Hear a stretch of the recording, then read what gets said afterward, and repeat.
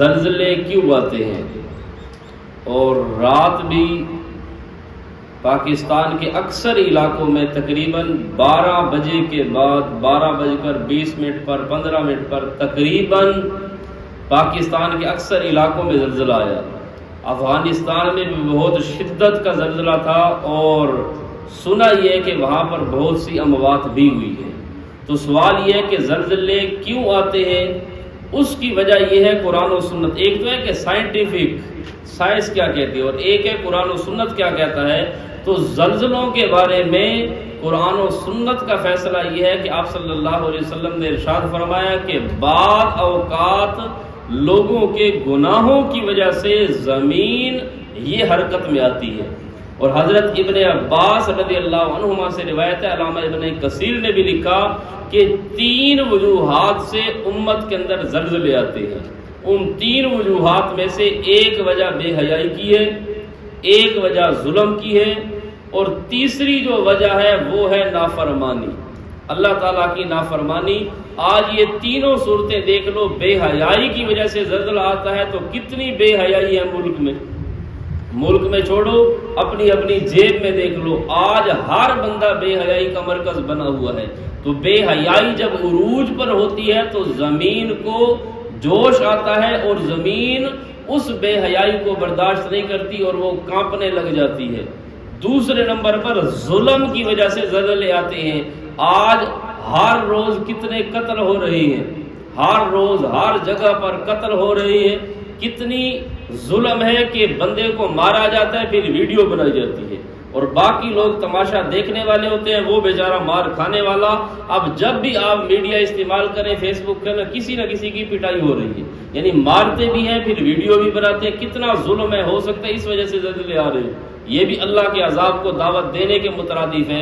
اور تیسری وجہ جو زلزلے کی ہے وہ ہے نافرمانی، اور ہمارے ہاں کتنی نافرمانی ہے۔ عدالتوں میں اللہ کی نافرمانی ہے کہ لا آف برطانیہ ہے، ایوانوں میں اللہ کی نافرمانی ہے، قومی اسمبلی میں اللہ کی نافرمانی ہے، صوبائی اسمبلی میں اللہ کی نافرمانی ہے، سیاسی نظام سارا جمہوری اللہ کی نافرمانی، اور معاشی نظام جو ہے سارا سود پر، یہ بھی اللہ کی نافرمانی، اور جو ہماری معاشرت ہے وہ بھی ہماری خوشی غمی ساری انگریز والی ہندوؤں والی یہ ساری اللہ کی نافرمانی ہے۔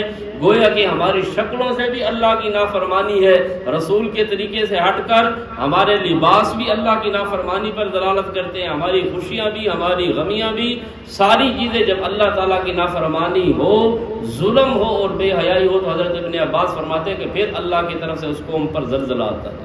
پھر یہ جو زلزلہ آتا ہے اس کی آگے 3 ہوتی ہے کیٹیگریاں۔ یہ زلزلہ بعض لوگوں کے لیے تنبیہ ہوتا ہے کہ وہ اللہ کی طرف رجوع کر لیں، یعنی جو ابھی ابتدائی سٹیج پہ ہیں ان سے تھوڑا سا ظلم ہو گیا، تھوڑی سی بے حیائی ہو گئی یا اللہ کی نافرمانی ہو گئی، یہ زلزلہ دے کر اللہ تعالیٰ انہیں تنبیہ کرتے ہیں کہ دیکھو میں یوں کر سکتا ہوں، ابھی تھوڑا سا زلزلہ آیا، تم چارپائیاں بیڈ چھوڑ کر باہر صحن میں آ گئے، میں تمہیں اسی زمین میں دھسا بھی سکتا ہوں، یہ ان کے لیے تنبیہ ہوتی ہے۔ دوسرے نمبر پر یہ زلزلہ جو ہوتا ہے بعض مومنین کے لیے امتحان ہوتا ہے۔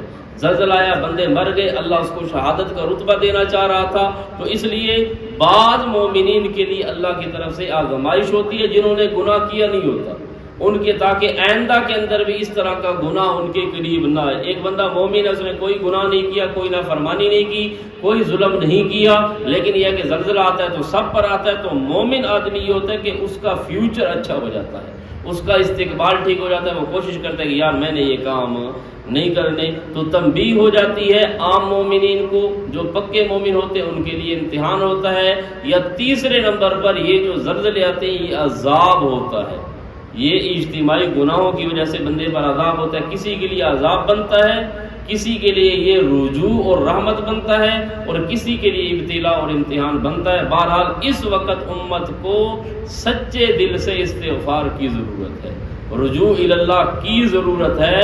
ہمارے یہاں یہ کہ سیلاب، ہم کہتے ہیں انڈیا نے پانی چھوڑ دیا، بارشیں آ گئی، بھائی یہ بظاہر ہے، انڈیا کا پانی چھوڑ دینا، بارشوں کا آ جانا، بارشیں کو آج نہیں شروع ہوئی، تو یہ اللہ کی طرف سے عذاب ہے۔ یہ زلزلے، زمین بھی نیچے سے کیا ہے، سیلاب بھی، اور زمین کا ہلنا بھی، یہ سارے کے سارے اللہ تعالیٰ کی طرف سے امتحان ہے، اللہ کی طرف سے عذاب ہے۔ تو مومن آدمی کو سچے دل سے توبہ اور استغفار کرنا چاہیے۔